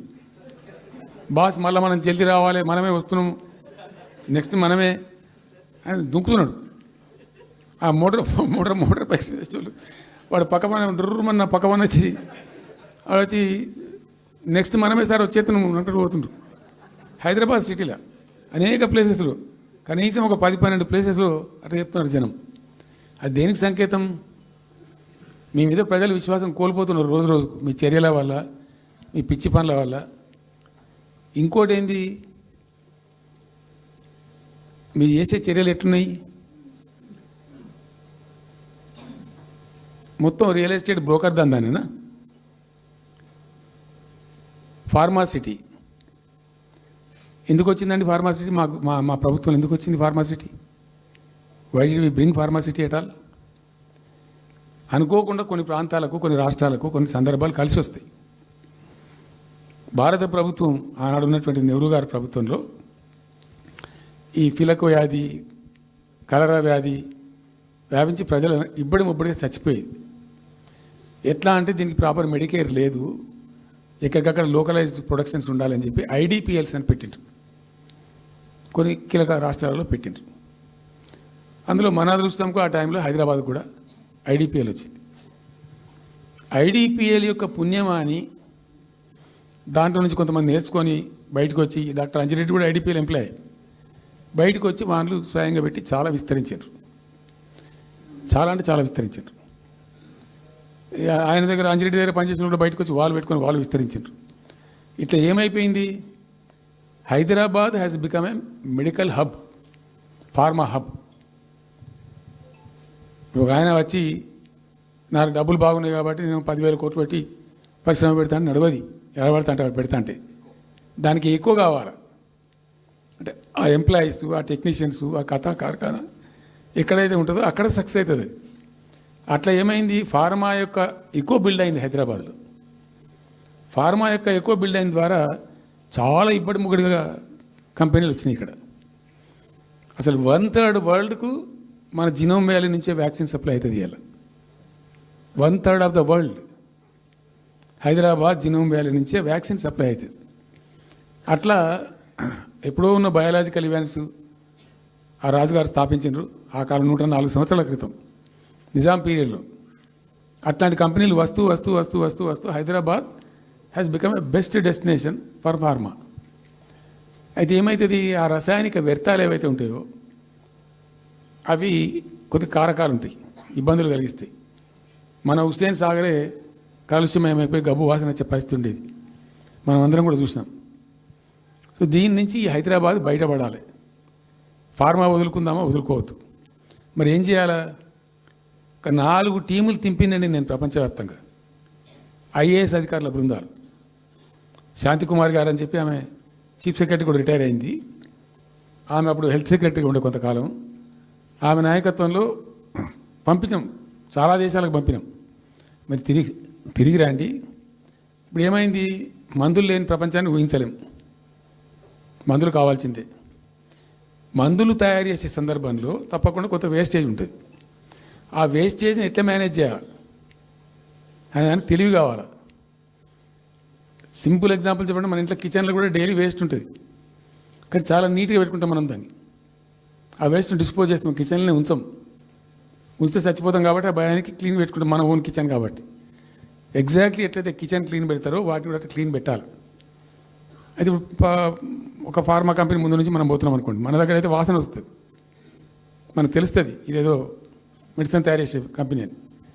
వేరే దేశాలలో అట్లా లేదు. యూరోప్లో లేదు, యూఎస్లో లేదు, చాలా దేశాల్లో లేదు, చైనాలో లేదు. అసలు గొట్టం నుంచి పొగరాదు. సో మనం మాత్రం టెక్నాలజీ మనం పెట్టుకోలేమా, పెద్ద ఇష్యూ అని చెప్పి ఐఏఎస్ అధికారుల బృందాలను తింపిన నేను అనేక దేశాలకు తింపి పంపించి, హైదరాబాద్లో ఫార్మా ఉంది కాబట్టి హైదరాబాద్ యొక్క లార్జర్ ఇంట్రెస్ట్లో ఫ్యూచర్ దృష్ట్యా ఫార్మాను కాపాడుకోవాలి, ఆ ఎక్కువ పోనీయద్దు, ప్లస్ ఈ కాలుష్య భారం నుంచి ప్రజలను రక్షించుకోవాలి. ఎట్లా అంటే జెడ్ఎల్బి అని వచ్చింది, జీరో లిక్విడ్ బేస్ అని. ఆ డిశ్చార్జ్ ఏదైతుందో దాన్ని మొత్తం జీరో లిక్విడ్ చేస్తారు. ఇంకా కాలుష్యం కాదు, ఏం చెడిపోదు, వాళ్ళకి ఇబ్బంది ఉండదు. అది ఇంటర్నేషనల్ లెవెల్లో సక్సెస్ఫుల్గా ఉంది, సక్సెస్ఫుల్గా జరుగుతుంది. ఇప్పుడు అమెరికాలో ఉన్నాయి చాలా కంపెనీలు, యూరోప్లో ఉన్నాయి, ఇంకా చాలా చోట్ల ఉన్నాయి. అవసరం, ప్రతి దేశానికి అవసరమే. అయితే మనం ఆ సిస్టమ్ పెట్టుకోవచ్చు కదా అని చెప్పి ఒక ఫార్మా యూనివర్సిటీ కూడా పెడదాం దానిలో అని చెప్పి ఫార్మా ఇండస్ట్రీ తెచ్చినాం. 2 హెలికాప్టర్లు తీసుకొని ఆ ఫార్మా బిజినెస్ మెన్ ఎలా అవుతుంటారో వాళ్ళని నేనే స్వయంగా పెట్టుకుని పోయి ఆ ముచ్చర్ల అక్కడ పోయి తీసుకుపోయి చూపించి ఈ ప్లేస్ బాగుంటుంది కదా అంటే బాగుంటుందని చెప్తే దాన్ని ఫైనల్ చేసి చాలా కష్టపడి 5-6 సంవత్సరాలు పర్సూ చేసి రైతాంగంతో ఘర్షణ పడకుండా ఒక 20,000 ఎకరాలు పెట్టుకొని చేస్తే 14,000 ఎకరాల పైచీలకు వరకు 14,000 నెట్ వచ్చింది ప్రభుత్వానికి. 14,000 acres already acquired by government. చాలా ఎంఓయూలు జరిగినాయి, అన్నీ జరిగినాయి. మన లోకల్ వాళ్ళు రెడీ ఉండి. అయితే పర్టికులర్లీ జీడిమెట్ల, చర్లపల్లి వీళ్ళు ఏమన్నారంటే, సార్ మాకు ఆల్టర్నేటివ్ స్థలం మంచిగా ఇస్తే మేము అక్కడికి వెళ్ళిపోతాం, ఈ బాధ మాకెందుకు, ప్రజలతో కూడా ఈ బదనాం ఎందుకు, ఆడ పెట్టుకుంటాం. పెట్టి కామన్ అఫ్లుయెంట్ ప్లాంట్స్ పెట్టి ఒక ఐఏఎస్ అధికారిని పెట్టి దాన్ని ప్రభుత్వ నిఘాలోనే ఈ రసాయనాలు వ్యర్థాలను ఇష్టం వచ్చినట్టు ఎటుపడితే పంపకుండా ఆ నియంత్రణలో జరగాలని చెప్పి పెట్టుకున్నది ఫార్మాసిటీ. దానికి ఎన్వైరాన్మెంటల్ క్లియరెన్స్ కూడా వచ్చింది. కేంద్ర ప్రభుత్వాన్ని ఒప్పించి ఎన్వైరాన్మెంటల్ క్లియరెన్స్ తెచ్చినాం. హైదరాబాద్ మొత్తం ఫార్మాను ఒకటే దగ్గర తీసుకుపోయి పెట్టాలి, ఆడ ఫార్మా సిటీ కట్టాలి, అక్కడ పనిచేసే ఎంప్లాయీస్ కూడా పొద్దాకి ఇటు అటు తిరిగేటువంటి అవసరం లేకుండా మంచిగా బ్రహ్మాండమైన సిటీ రావాలి, వచ్చే సిటీకి కావాల్సినటువంటి ఆల్ ఇన్ఫ్రాస్ట్రక్చర్ రావాలి అని చైనాలో నేను చైనా పోయినప్పుడు చూసినట్టు అది 70,000 ఎకరాలు వాళ్ళది, చాలా హ్యూజ్ ఫ్యాక్ట్. మనకి ఒక 20,000 acres అయితే మస్తు అవుతుందని చెప్పి మేము తీసుకొని చేసినాం. మెడికల్ కాలేజ్ కూడా మంజూరు చేసినాం ఆ పక్కనే, వీటన్నిటి దృష్ట్యా పెట్టుకొని. అంటే మేము ఒక పద్ధతి పెట్టుకొని దాన్ని ఒక సిస్టమేటిక్గా చేసినాం. చేస్తే ఇప్పుడు దాన్ని ఏందండి దందా, ఏదైనా చేసి దాన్ని నమ్మకదొబ్బ అన్న. ఏం జరుగుతుంది రాష్ట్రంలో? ఫ్యూచర్ సిటీ, తొక్క సిటీ, ఎవరికి కావాలి నీ ఫ్యూచర్ సిటీ? నాకు అర్థం కాదు. నువ్వు పెంచినావు హైదరాబాద్ను, ఎవరు చేసిన హైదరాబాద్ సిటీ? ఇంత వైబ్రాంట్ సిటీ ఎక్కడికి వెళ్ళి వచ్చింది?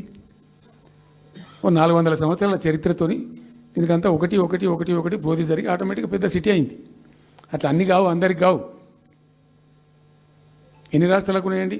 బెంగాల్ కలకత్తా ఉంది, మహారాష్ట్రకి ముంబై ఉంది, మనకు హైదరాబాద్ ఉంది, కర్ణాటకకు బెంగళూరు ఉంది, తమిళనాడుకు మద్రాసు ఉంది, ఢిల్లీ కోర్స్ ఢిల్లీ. వేరే రాష్ట్రాలకు లేవు కదా, 28 రాష్ట్రాలకు ఉండయి. సో ఇంత మహానగరం నిర్మితమైంది. ఈ నగరం యొక్క భవిష్యత్తును దృష్టిలో పెట్టుకొని పెట్టిందే ఫార్మాసిటీ. ఈ సిటీ మొత్తం గబ్బులు వేసిపోవాలి ఇక్కడ దాంతో, నువ్వు తీసుకుపోయాలి ఫ్యూచర్ సిటీ, తోక సిటీ. ఏందన్నట్టు ఇది? అన్ని దిక్కుమాలిన పాలసీలు, రియల్ ఎస్టేట్ బ్రోకర్ దందా తప్పితే ఇంకోటి లేదు. అన్నీ అప్పే కనబడతాయి మనకు. మీరు పరిశీలనగా చూస్తే, పూర్తిగా చూస్తే అసలు చాలా గందరగోళం. గురుకుల పాఠశాల విద్యార్థులు చచ్చిపోతారండి. ఇప్పటికి 120 మంది విద్యార్థులు చచ్చిపోయినారు. గంత నియంత్రణ లేదా, గంత తెలివి లేదా? ఒక గట్టి అధికారిని బట్టి గట్టి చర్య తీసుకోరాదా? మేము ఏందో చేస్తాము, నీ ఫ్యూచర్ సిటీ తోక సిటీ ఈ పోరగాళ్ళని చేస్తారు. తర్వాత ఫార్మా సిటీలో ఆ ల్యాండ్ అక్వైర్ చేసినప్పుడు కండిషన్ ఏంటంటే ఓన్లీ ఫార్మా సిటీకి మాత్రమే వాడతాము. It's a conditional land acquisition. హైకోర్టులో కేసు ఉంది. హైకోర్టులో ఈ ప్రభుత్వం ఏం చెప్తుంది? లేలే ఫార్మా సిటీ ఉంటుంది. మళ్ళీ ఆడ 3,000 ఎకరాల్లో వాడేవాడు అంబానా సల్మాన్ ఖాన్ ఎవడో బొంతారను పెడతారు. ఈ జూ పార్క్ కొంచెం ఆడబెడతారట. ఎందుకు జూ పార్క్ అమ్మకతో పెట్టానుక? ఏం జరుగుతుంది ఈ రాష్ట్రంలో అసలు? మేము ఇటువంటి చిల్లర పనులు చేయలేదే మేము ఉన్నప్పుడు. ఇంత దుర్మార్గమైన కార్యక్రమాలు చేయలేదే. ఇది ఎక్కడ దిక్కుమాలిద్దా? ఏం జరుగుతుంది అసలు? ఏం చేయదలుచుకున్నారు ఈ రాష్ట్రాన్ని? ఇదేం పోతున్నా? సో ఇట్లా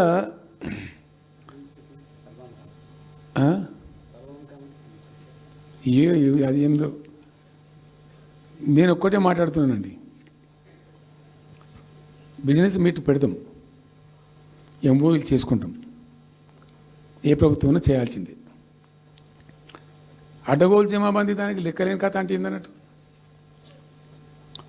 ఒక హైప్ క్రియేట్ చేసుడు, దీనికి ఆజుడు, దీనికి గురువు చంద్రబాబు నాయుడు.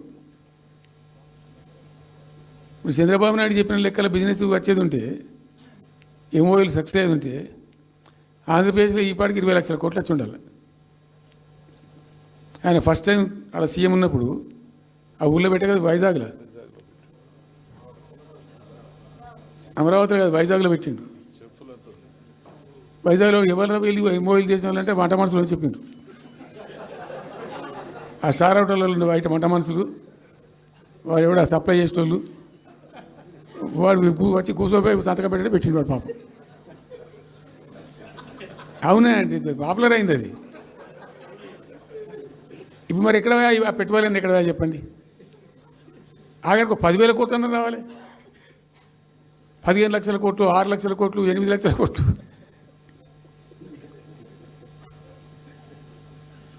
అయితే అప్పుడు తమాషా జరిగింది. ఈ భోపాల్ ముఖ్యమంత్రి, అప్పుడు నేను ముఖ్యమంత్రి నుండి భోపాల్ ఉన్న ఆయన పేరు శివరాజ్ సింగ్ చౌహాన్, ఆయన సీఎం ఉండే.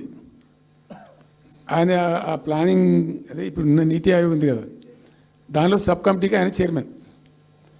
నేను భోపాల్లో పెడతా బాయ్సాబ్ జర వచ్చిపోను అని ఖచ్చితంగా ఊగా బతిమాలితే ఫోన్ల మీద ఫోన్లు చేస్తే ఏం భోపాల్ లేవా మీరు చూసుకొని అంటే, లేదు సార్ నువ్వు తప్పకుండా రావాలంటే సరే అని పోయినండి. అయితే ఆడొక ఇండస్ట్రీ మినిస్టర్ ఉంది, వాళ్ళ గవర్నమెంట్కి ఉంటారు కదా మధ్యప్రదేశ్కు.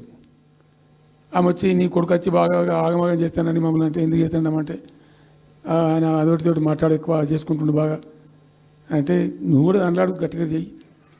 ఆమె వసుంధర రాజే చెల్లెలు, ఆమె పేరు యశోధర రాజే ఏదో అన్నది. అంటే నేను అంతకుముందు ఒక కొద్ది రోజుల ముందే నేను భోపాల్ పోవడానికి ఒక దాదాపు 2-3 మంత్స్ బిఫోరే మోడీ గారు వచ్చిండు. అక్కడ వచ్చి 14 లక్షల కోట్లకు ఎంఓయూ చేసి పడేసారు. ఇది మధ్యప్రదేశ్ గవర్నమెంట్. నేను మొన్న 14 లక్షల కోసం చేసింది కాదమ్మా, మీకు నాకు అర్థం కాదు, నీకేం రాలేదంటావు నువ్వు. ప్రధానమంత్రి మీకు సపోర్ట్ ఉండే, మీకు పార్టీ మీకు మంచిగా నీకు ఇంత లాభం ఉంది అంటే, ఓ సో బోగసాయి సాబా ఆమె నేను అతను ప్రామిస్ చెప్తాను. నేను ఐ వాజ్ షాక్డ్.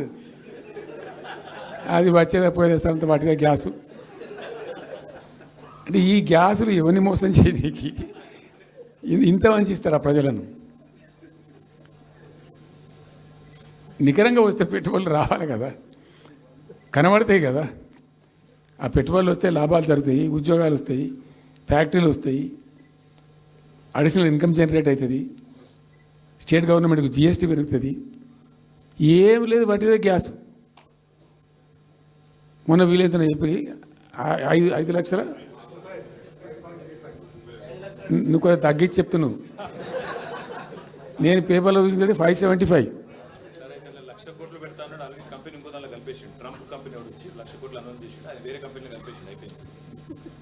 ఇట్లా ఇది ఏమి ట్రంప్ ఓడికి ఇంపి ఇదంతా ఏం పంచాయతీ? ఇట్లా ఈ మోసాలు చేసి ప్రజలను ఎంతకాలం పంచిస్తారు? రియల్గా కాంక్రీట్ టర్మ్స్లో రియల్గా రావాలి. కృషి చేస్తే నిజంగా తండ్రాడాలి.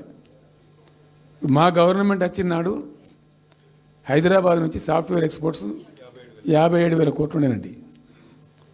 మేము దాన్ని 2,47,000 దాకా తీసుకుపోయినాం. స్టెప్ అప్ చేసుకుంటూ వాటిని నరికితే గాలిలో మాటలు చెప్తే వస్తాయా? మేము బిజినెస్ మీట్లు పెట్టలే, కాంక్లేవ్లు పెట్టలే, ఏమి లేదు, పరదాలు కట్టలే. బెస్ట్ పాలసీ చేస్తే ఆటోమేటిక్గా అట్రాక్ట్ అయి వస్తారు. నేను చెప్పిన అప్పుడు ఒక ఆయన ఉండే, పాప ఆయన చీఫ్ సెక్రటరీ కూడా రిటైర్ అయ్యిండు, ఆయన పేరే ఉండే మాధవరావు అల్లుడు ప్రదీప్ చంద్రకు చెప్తే ఆయన పాలసీ తయారు చేయమని చెప్తే తెప్పించిండు. పాపం చాలా దేశాలకు తెప్పించిండు. ఒక 50 సార్లు రిజెక్ట్ చేసిండు. ఇట్లా కాదు, నాకు కాంక్రీట్ కావాలి, ఇంకా మంచి కావాలని చెప్పి చాలా కష్టపడి చేసిండు. I must appreciate him. The best policy was brought in. తెచ్చిన తర్వాత కూడా ఎట్లుంటుందంటే, ఒక కంపెనీ వాడు వచ్చిండు, ఫాక్స్కానా, ఆ మహారాష్ట్రలో కొట్టుకుపోయింది. ఫాక్స్కాన్ అనే కంపెనీ చాలా పెద్ద కంపెనీ వాస్తవానికి. ఇదేవి తయారు చేస్తారు, ఈ సెల్ ఫోన్లు ఇవన్నీ ఎలక్ట్రానిక్స్లో ఉన్నాడు. చాలామంది ఉమెన్కి ఎంప్లాయ్మెంట్ దొరుకుతుంది దాంట్లో, 1000 మందికి. సరే వస్తే మనకు కూడా లాభం జరుగుతుంది. వాని ఎంబడి మస్తు దానిలో ఆల్మోస్ట్ వచ్చిండు, 90% వచ్చిండు. మీ పాలసీ బాగుందని అప్రిషియేట్ చేసి అన్ని చేసిండు. యాళ్ళకు వస్తే మహారాష్ట్ర ప్రభుత్వం 3,000 కోట్ల రూపాయలు వానికి నగదు ఇన్సెంటివ్ ఇస్తాను, వాడు కొట్టుకుపోయాడు. 3,000 crores ఎదురిస్తేనే నీకు డబ్బులని తీసుకుపోయాడు. అప్పుడు మనకు అంత కెపాసిటీ లేకుంటే సరే రియల్ ట్రై చేస్తే, కాంపిటీషన్ ఉన్నప్పుడు ట్రై చేస్తే కొన్ని సందర్భాలు జరుగుతాయి, కొన్ని జరిగాయి. ఉన్నట్టు తెలుసు, కట్టండి కదా, నడుస్తుంది కదా, ఫ్యాక్టరీ స్టార్ట్ కూడా అయింది కదా ఆల్రెడీ. సో అట్లా రియల్ ఎఫర్ట్ చేస్తే కొంత జరిగేటువంటి ఆస్కారాలు ఉంటాయి. ఇప్పుడు వెల్స్పన్ కానీ, వరంగల్లో వస్తున్నటువంటి మెగా టెక్స్టైల్ పార్క్లో కైటెక్స్ కానీ, చాలా వాళ్ళు ఎంబడివాడి తనలాడి తిప్పలవాడి అది చేసి పట్టుకొస్తే ఓటి సమకూరుకుంటూ పోతుంటుంది. కానీ వట్టి హైప్ క్రియేట్ చేసి మందిని మోసం చేసి ఎన్ని రోజులు ఇస్తుంది? ఆత్మవంచన, ప్రజావంచన. ఏమైనా వస్తుందిరా బాబు అంటే ఏమి రాదు. ఈ గ్యాస్ల ప్రజలను పెట్టి ఇప్పుడు ఇస్తాన 2,500 దిక్కులేదు మహిళలకు, 1 కోటి మంది మహిళలను కోటీశ్వర్లను చేస్తాం. కాంగ్రెస్ మంత్రులంతా ఒకటే పాట పాడు, ఏమి ఎట్లా చేస్తావా 1 కోటి మంది మహిళలను కోటీశ్వర్లను? నీ దగ్గర ఉంటేనా? ఉన్న రెవెన్యూ పీకింది రాష్ట్రాన్ని, లోపలికి అయిపోయింది. మేము ఉన్నప్పుడు గ్రోత్లో 50% లేదు. అసలు మీ గ్రోత్ గురించి అవగాహన ఉందా? ఒక్కొక్క రూపాయి కూడబెట్టాలి, ఎట్లా తీసుకుపోవాలి? నేను ముఖ్యమంత్రి అయిన తర్వాత నన్ను ఎంతమంది టెంప్ట్ చేసినా ఐఏఎస్ ఆఫీసర్లు వాళ్ళు వీళ్ళు, ₹1 రిజిస్ట్రేషన్ ఛార్జ్ పెంచారు నేను 4 ఏళ్ళ దాకా. Not even single rupee. ఉల్టా నేను వాళ్ళని పిలిచి మీకు ఏం కావాలి, రియల్ ఎస్టేట్ బాగా మంచిగా చేసుకుపోవాలి, హై క్లాస్ రావాలి అంటే ఎట్లా? హైదరాబాద్లో కూడా స్కై లైన్ రావాలని చెప్పి 3 ఏళ్ళు తిప్పలవాడనండి నేను, 3 years. ఎందుకంటే స్కై లైన్ రావాలని నోటి మాట అంటే రాదు, దానికి కూడా ఎక్కువ కావాలి. ఆ 50 అంతస్తులు 60 అంతస్తులు మీదకి పోయి కట్టేటువంటి ఆ క్రేన్ ఆపరేటర్లు, క్రేన్ డ్రైవర్లు, దానికి సంబంధించిన సరంజామా అంత ఉంటుంది. ఆ ఎక్కువ వస్తే ఆ స్కై రైజ్ వస్తుంది. ఆ ఎక్కువ తేవడానికి చాలా కష్టపడాల్సి వచ్చింది. ఇప్పుడు ఈ రాజ్భవన్ పక్కనే గేట్ పక్కన ఒకటి ఉంటుంది చూడండి, కాదు ఒక టవర్ ఉంటుంది ఒకటి. నేను అప్పుడు నేను పోతుంటే ఈ పునాది తీసిండు, మంచి స్పాట్ ఇది, వాటర్ ఫ్రంట్ ఉంటుంది హుసేన్ సాగర్. అతను చెప్పుండే మనం స్కై లైన్లో భాగంగా ఇద్దాము, 50 అంతస్తులకు ఇద్దామని చెప్పి ఆగమంటే ఆయన ఎవరో రాజుగారు ఆగలే, ఆయన గతకే కట్టుకున్నాడు పాపం.